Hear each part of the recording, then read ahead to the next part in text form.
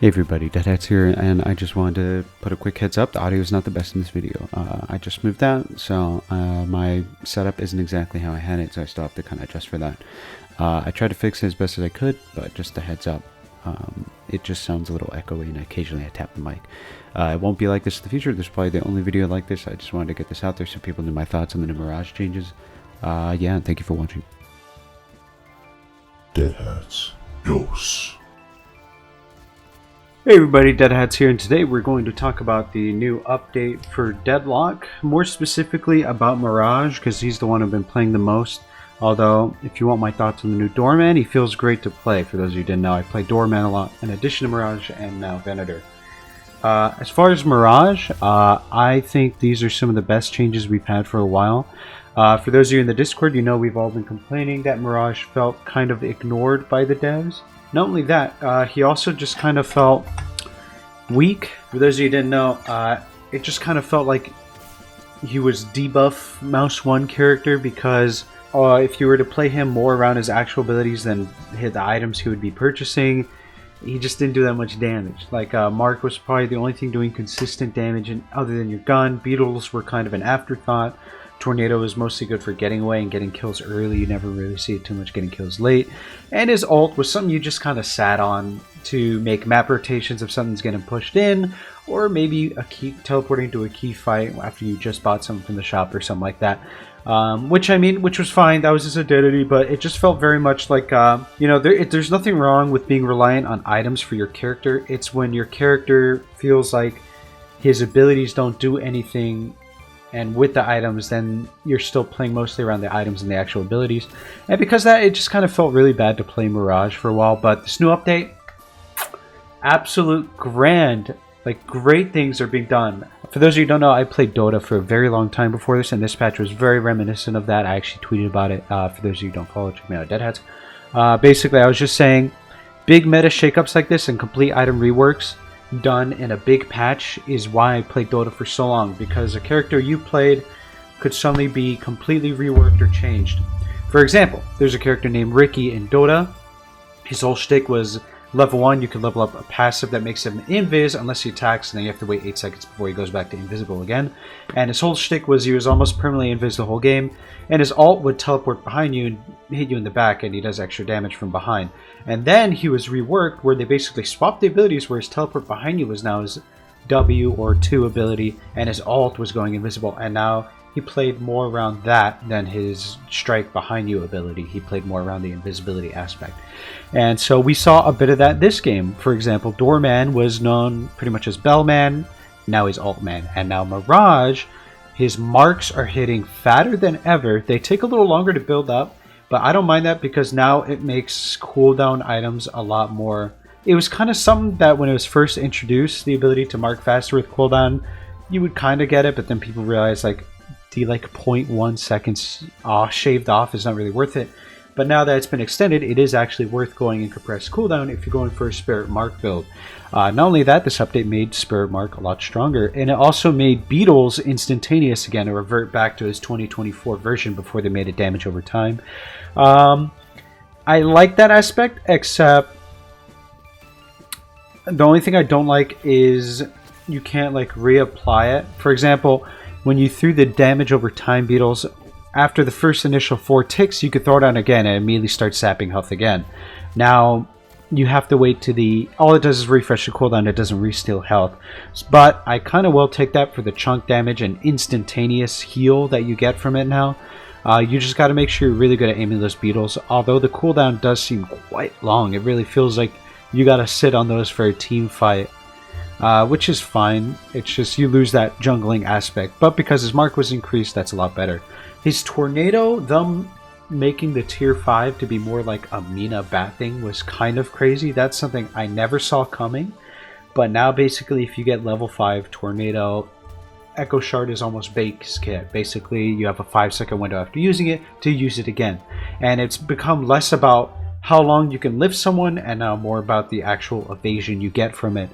And yeah, which is fine, you know. They buffed it a bit, but also weakened it in some parts. That's fine. Mark also in addition to the increased damage that it does now, what I did like is also they simplified the times 8, times 12, to just times 1, times 2, doubling the damage every time. The reason I like that is because whenever I was teaching people or telling people some basics about Mirage, explaining how the marks work, how they go from times 1, times 2, to times 4, to times 8, it's just really confusing. In reality, if you just do the math, it's doubling every time except for the times 12, but now it doubles every time. And no, that being easier to explain, honestly pretty huge, and I'm happy. His ult is now less about showing up to a team fight and maybe saving or empowering a team fight or a teammate, to now if you max it, it has a really short cooldown. Now you can just basically be nature's prophet and be global on the map. And I don't mind that change too much. I am a little bummed that we lost Unstop for Barrier, but I guess Barrier is fine. The only nerf trade-off for this is now it can be interrupted with damage, so no more pinging the walker, oh I'm getting jumped, but no one here has a stun, I just teleport out. That's not a thing anymore, which is, it's a fine trade-off, honestly. I have been trying a lot more unorthodox builds to see, for example, the other day I was seeing if a beetle strat was actually valid. Spoiler alert, in higher elo it's not. But I'm sure you could probably get away with it like below Oracle. I'm in Ascendant, so you can't really get away with beetle strat there. But I can't wait to see the funny clips people get from it, from using it in those ranks, or if someone's just really good at it in the higher ranks. Tornado build, I don't see that happening unless you get Echo Shard and a tier 5 Tornado. Tornado has become more of a survivability item just because they also improved the evasion on it. Oh! Beetle's increasing amplified damage instead of lowering bullet resist. It's making, I will say the update made Mirage a lot more 1v1 focused.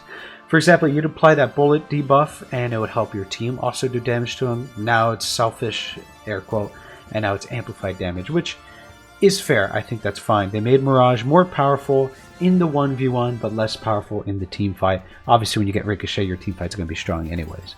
But yeah, I think all these changes are quite good, and it does something. Mirage used to be just kind of, you either go Spirit for Mark, or you go build around his gun, and that was pretty much it. If you tried any other build in higher ranks, you're done. But now I feel like this leaves the room to where you finally can play other playstyles with Mirage, and maybe some of them will end up being better than others. Like someone who maxed Teleport might end up having more of an impact in the macro game than someone who maxes Mark first. It's kind of something we still have to see. It's only been like 3 days after recording, but I like the update. I'm very happy. I'm excited to see where it goes. I saw a lot of heroes got reverted to their 2024 state. For example, Paradox getting 2 walls again at the sacrifice for science. Pocket finally doing more damage outside of his ult. And, you know, stuff like Guinness turrets now being actually scary again. So it seems like we're reverting a little more back to the 2024 version of the game, which I don't mind at all. I was very fond of that. I'm fond of the game now still, but there's certain aspects, like I like Double Wall Paradox. I stopped playing her when they got rid of Double Wall, and I'm glad it's back. So I might actually revisit her, play a couple games that are obviously overall her swap also got buffed. It kind of makes me feel like, except for stuff like Mirage Tornado, Max Level, or not Max Tornado, Teleport, it feels like a lot of the placeholdery talents got turned into something actually unique. For example, Doorman, instead of just getting minus 50 seconds on cooldown, now it's actually more interactive and fun when you max his ult. And I feel like they're probably going to go more in that direction. Anyone who's played Dota for the years know that talents had a lot of placeholders when they were first put into that game. And then slowly over time, they phased out those placeholders for actual gameplay ones. For example, imagine if leveling an ability gave you 120 souls per minute, or plus 20% XP gain, or minus 80 second cooldown on this. That was the type of placeholderness that we saw in the talents in Dota. That I saw a bit in Deadlock, but I didn't expect them to go that route that they did for Dota, where they're actually replacing with more fun interactive stuff. And I'm all for that, honestly. I've always been a big fan of how Dota balances their game, and I'm happy to see they're taking a similar route for Deadlock instead of making it more Leagueified. Because I like League, I've played it before, not as much as Dota, not nearly as much as Dota, but you know, I'm happy to see they're going more towards the game that I preferred. But yeah, I honestly can't wait to get back to playing it, the game, after editing this damn video. But yeah, no, what are your guys' thoughts on the update? I do plan, now that I'm finally moved out, by the way, that's why I haven't made videos in a while, it's because I've been moving out. I do plan to set up a Mirage guide maybe a Venator guide, and maybe a Doorman guide. I gotta play around with Doorman more now that he's updated, and Venator. I think I have a good enough feel for him to play him. It's just he does also have a bit of gameplay style variability that I have to take into account when I'm making it.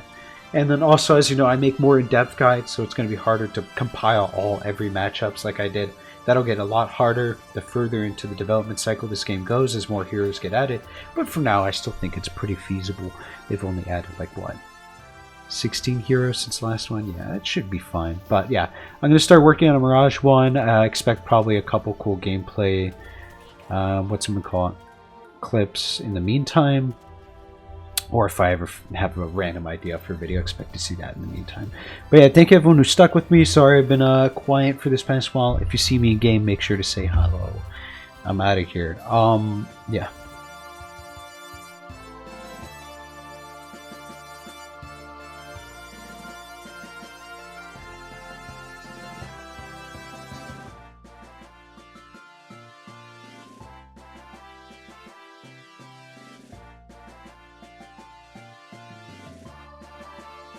Subscribe to DeadHatz or you'll die tomorrow.